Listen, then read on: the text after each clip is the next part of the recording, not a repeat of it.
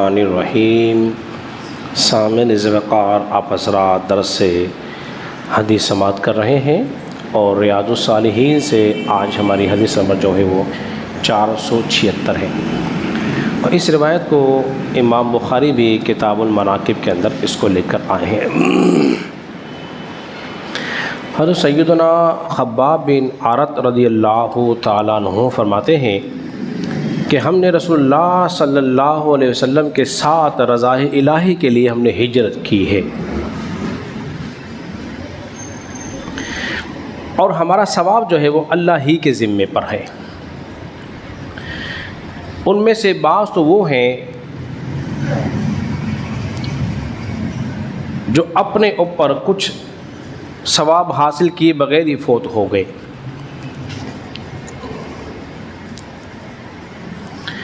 انہی میں سے سعید بن مسیب رضی اللہ تعالیٰ مصعب بن عمیر رضی اللہ تعالیٰ عنہ بھی ہیں۔ وہ جنگ احد کے اندر شہید ہو گئے تھے، اور ان کی غربت کا عالم یہ تھا کہ ان کو کفن کے لیے جو چادر پیش کی گئی وہ اس قدر چھوٹی تھی کہ سر کو ڈھانپتے تھے تو پیر کھل جاتے تھے، اور پیر کو ڈھانپتے تھے تو سر کھل جاتا تھا۔ اور بعض لوگ وہ ہیں جنہوں نے اپنے نیک اعمال کا پھل اور اس سے خوب نفع اٹھایا ہے۔ حضرات محترم، اس حدیث کا جو پہلا حصہ ہے اس پہ ذرا غور کیجئے کہ ہم نے رضا الہ کی خاطر رسول اللہ صلی اللہ علیہ وسلم کے ساتھ ہجرت کی ہے۔ ان میں سے بعض صحابہ وہ ہیں، اب یہاں صحابہ کرام کی کچھ تقسیم کی گئی ہے علماء محدثین نے، ان کی کچھ کیٹیگری بیان کی گئی ہیں۔ پہلی تو وہ ہے جو اسلام لائے اور اسلام کو فتوحات ہونے سے پہلے ہی وہ انتقال کر گئے، نہ وہ جنگ بدر میں شہید ہوئے شریک ہوئے، نہ جنگ احد میں، نہ اور دوسری جنگوں میں، اس سے پہلے ہی وہ شہید ہو گئے۔ اور بعض صحابہ وہ ہیں جنہوں نے مختلف جنگوں میں شرکتیں کی ہیں اور مال غنیمت کو حاصل کیا ہے، اس سے نفع اٹھایا ہے۔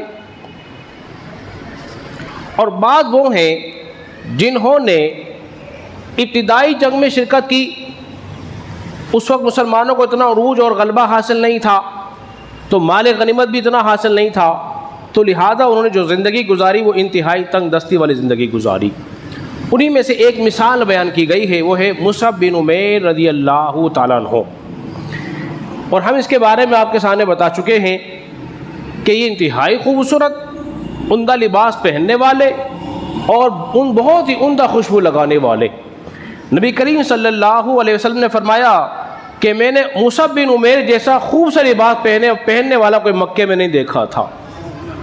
جسے رسول اللہ بیان کریں بھی اس کی عظمت و شان کا اندازہ لگائیے، لیکن اسلام کی محبت میں اور رسول اللہ کی محبت میں انہوں نے انتہائی سادگی والی زندگی گزاری، عمدہ غذاؤں کو چھوڑ دیا۔ انہی میں سے ایک صحابی اور ہیں جنہیں ابو ذر غفاری رضی اللہ تعالیٰ عنہ کہا جاتا ہے۔ آپ کا نام جو ہے وہ ہے جندب بن جنادہ، آپ کی کنیت جو ہے ابو ذر ہے، اور چونکہ آپ کے قبیلے کا نام غفاری ہے لہذا اس لیے آپ کو ابو ذر غفاری کہا جاتا ہے، اور آپ کا نام بہت کم لوگ جانتے ہیں، لیکن آپ کی کنیت جو ہے وہ آپ کے نام پر کیا ہے بولیے غالب ہے، اس لیے آپ کی کنیت کے نام سے ہی جانتے ہیں۔ بعض صحابہ وہ ہیں جن کو اللہ تبارک و تعالیٰ نے بڑا مال دیا۔ عبد الرحمن بن عوف مدینہ منورہ کے امیر ترین لوگوں میں آپ کو شمار ہوتا تھا، لیکن اس کے باوجود بھی انہوں نے اپنے مال کو اپنے عیش و آرام کے لیے استعمال نہیں کیا، بلکہ اس مال کو اللہ کی راہ میں خرچ کیا ہے۔ اور ابو ذر غفاری رضی اللہ عنہ کا حال تو یہ تھا کہ رسول اللہ صلی اللہ علیہ وسلم کی بات پہ یہ تھے وہ کیسا ایمان تھا۔ آخری وقت ہے، آپ ایک بیابان عبادی کے اندر تشریف فرما ہیں، آپ کی بیوی آپ کے ساتھ ہے، رونے لگی، کہنے لگی کہ جب رونے لگی آپ نے پوچھا کیوں روتی ہو؟ تو آپ نے عرض کیا کہ اے ابو ذر میں اس لیے روتی ہوں، آپ تنہا اس وادی کے اندر ہیں، سیرا ہے، اب کفن کا مسئلہ، نماز جنازہ کون آپ کی پڑھے گا؟ ایک وادی اور غار کے اندر آپ موجود ہیں، انہوں نے کہا تم گھبراؤ نہ، میرے رسول اللہ صلی اللہ علیہ وسلم کا ایک فرمان مجھے یاد ہے۔ دیکھیے رسول اللہ کے فرمان پہ کیسا ایمان و بھروسہ تھا۔ فرمایا ہم 4 شخص تھے، حضور نے فرمایا تم چاروں میں سے ایک شخص ایسا ہوگا جو بیابان آبادی میں صحرا میں فوت ہوگا اور مسلمانوں کی ایک جماعت اس کے اوپر نماز جنازہ پڑھے گی۔ اور میری زندگی میں 3 تو آبادی والی زندگی میں جہاں لوگ رہتے ہیں اس آبادی میں انتقال کر چکے ہیں، لہذا میں ہی رہ گیا ہوں، اب میرا یہ انتقال ہو جائے گا، تم دیکھنا ایک مسلمانوں کی جماعت یہاں آئے گی اور وہ میرا جنازہ پڑھے گی۔ اور بیوی پریشان تھی کہ مجھے کوئی نظر نہ آتا تھا۔ فرماتی ہے کہ کچھ ہی وقت گزرا جب میں ایک ٹیلے پر گئی، تیمارداری بھی کر رہی ہوں، ساتھ ساتھ ٹیلے پہ جا کے دیکھا ایک جماعت آ رہی ہے چلتی ہوئی، ایک قافلہ آیا۔ جب قافلہ آیا ملاقات ہوئی، پوچھا تمہارے ساتھ کون ہے خاتون؟ انہوں نے کہا میرے ساتھ ایک شخص ہے، میرا شوہر ہے۔ اس نے کہا تمہارا کیا تعلق ہے؟ انہوں نے کہا میرا شوہر ہے، وہ صحابی رسول ہے۔ جب انہوں نے صحابی رسول کا نام سنا وہ وہیں کے وہیں ٹھہر گئی، اور ٹھہرنے کے بعد انتظار میں تھے کہ اب یہ چونکہ موت کا وقت آخری قریب ہے تو ابو ذر غفاری کے قربان جائیے۔ آپ نے فرمایا کوئی حکومت کا عہدہ لینے والا، کسی عہدے پہ فائز رہنے والا وہ میرا جنازہ نہ پڑھائے،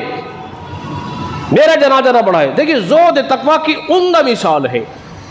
تو وہ سب نے کسی نہ کسی عہدے پہ رہ چکے تھے سوائے ایک شخص کے۔ انہوں نے کہا کہ میں کسی عہدے پہ نہیں رہا، فرمایا پھر آپ ہی پڑھاؤ گے۔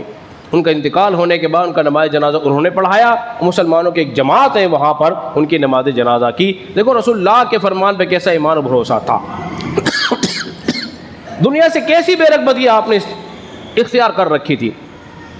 پھر انہی میں سے بعض صحابہ وہ ہیں جنہوں نے مباح کام کیے، جیسے کہ کثرت سے نکاح کرنا، عمدہ لباس پہننا، عمدہ غذا کھانا، یہ بھی تھے۔ اور بعض وہ تھے جو مباح کاموں سے بھی بچے رہے اور یاد الہی میں اپنی زندگی گزارا۔ حضرات محترم مختصر سا ہم نے خاکہ آپ کو اس حدیث مبارکہ پیش کیا ہے۔ اللہ رب العزت کی بارگاہ میں دعا ہے کہ اللہ تبارک و تعالی ہم سب کو سمجھنے اور عمل پیرا ہونے کی